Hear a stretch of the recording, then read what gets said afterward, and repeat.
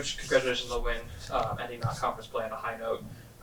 What are some thoughts after today? Well, just I'm happy we got a win. That was important for us, I think, as we close out non-conference season and go into WCC play. These guys have worked really hard over the last month at trying to get some of our new players back and healthy, and try to figure out what offense and defense are going to be suited to the personnel that we have. Trying to get new people to learn how to follow scouting reports, and I think we made a lot of progress. I thought we played a really competitive game against Columbia on Thursday. Who's a very good team, and then today to be able to come in and close out a game against Brown was a good thing for this group. I want to talk about Freya real quick. Quietly, double-double, her second career double-double. In the last two games, she's been a very good scoring threat. How has she progressed, throughout the season and peaking at the right time? Yeah, I mean, I hope Freya will continue to play with the assertiveness and the confidence that she's shown the last couple of games. We've put her in a role that she's not necessarily accustomed to, and we're really confident in her on both ends of the floor. We know she's going to be able to defend well. We know she can rebound. We really like her as a scorer, but she's just kind of a reluctant scorer and not necessarily had to play that role. For us to be successful moving forward, we need her to be in the mindset where she's going to be able to knock down open shots. She's going to go get offensive rebounds. She's going to look to attack the basket. And, I think that's new for her, and there's a learning curve. And just her personality is not one that is somebody that wants to be in the limelight or the spotlight. So it's nice to see her be able to have these two back-to-back games where she's doing a lot of the things on both ends of the floor that we need her to do.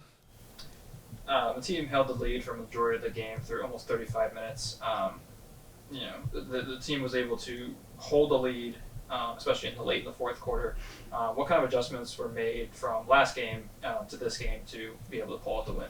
Well, we didn't have to guard Abby Shue, so that made a big difference. No, I think, in this game we obviously had the benefit of being able to watch San Diego play against these guys, and they really came out and they were aggressive. They were the dominant team in the first quarter of that game. So, we for sure took them seriously and developed a scouting report and really tried to emphasize to our kids that the kind of team that we need to be in order to be successful is one that competes really hard. We need to be scrappy. We need to be tough. We need to be, the team that gets the 50-50 balls. We need to be able to stick to a scout and just continually reminding them that this is a team game. We're going to need everybody to step up and play their role really well in order to be successful. Deborah became the main focus defensively for Brown. They were pretty much double teaming her most of the game, and especially late.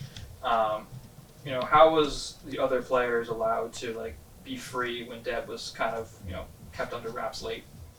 Yeah, I mean, I think if we can get the ball, if we can get some stops defensively and be able to push the ball in transition, that helps some of our players have opportunities to, either get to the rim or penetrate and draw a defender and kick out. But Deb does a really great job of sealing her defender.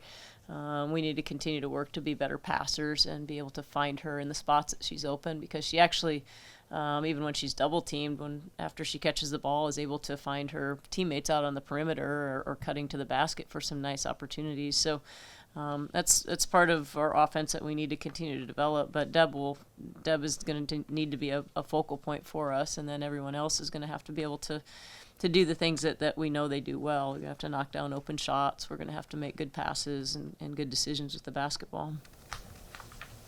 As we mentioned, closing out non-conference play today, team heads to LMU on Thursday. What can you take from this non-conference schedule moving forward to be competitive in WCC? Well, all along we've kind of talked about trying to use our non-conference season to be prepared to play in the WCC, and we've now kind of sorted through what mainly our rotation is going to be able to be with the bodies that we have.